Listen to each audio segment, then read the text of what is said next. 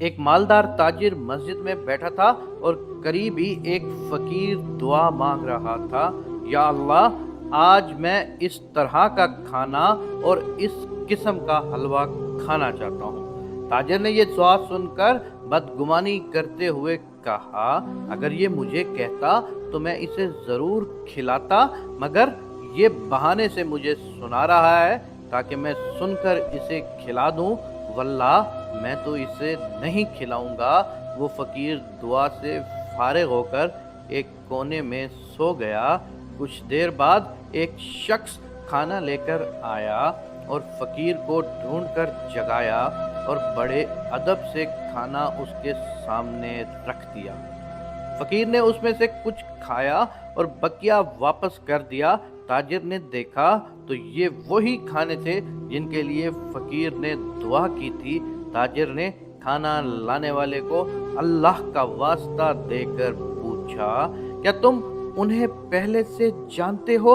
جواب ملا، ہرگز نہیں، میں ایک مزدور ہوں، میری زوجہ اور بیٹی سال بھر سے ان کھانوں کی خواہش رکھتی تھی مگر مہیا نہیں ہو پاتے تھے۔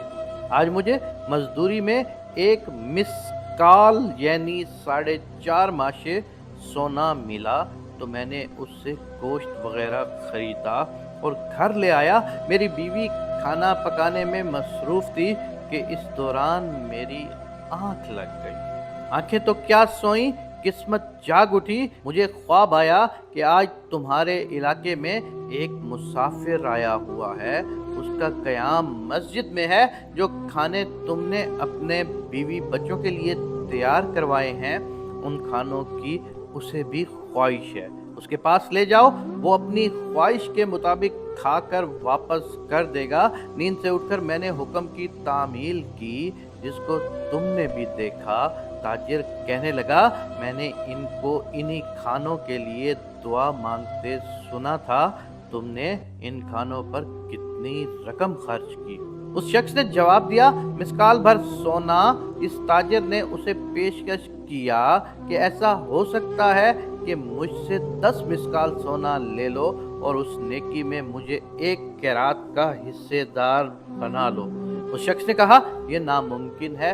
تاجر نے کہا، اچھا میں تجھے 20 مسکال سونا دیتا ہوں۔ وہ شخص انکار کرتا رہا حتیٰ کہ اس تاجر نے سونے کی مقدار بڑھا کر 50 پھر 100 مسکال کر دی، مگر وہ شخص اپنے انکار پر ڈٹا رہا اور کہنے لگا، واللہ اگر تو اس کے بدلے ساری دنیا کی دولت بھی دے دے پھر بھی میں اسے فروخت نہیں کروں گا۔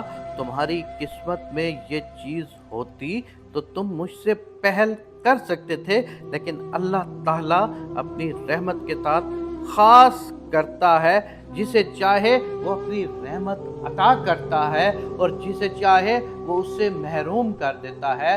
اللہ کی یہ دی ہوئی رحمت کو بیچ نہیں سکتا کیونکہ یہ اللہ کے کرم کے فیصلے ہیں۔ میں اپنے رب تعالیٰ سے یہ دعا کرتا ہوں کہ ہم سب کو اللہ کی راہ میں نیکی کرنے والا بنا لے، آمین یا رب العالمین۔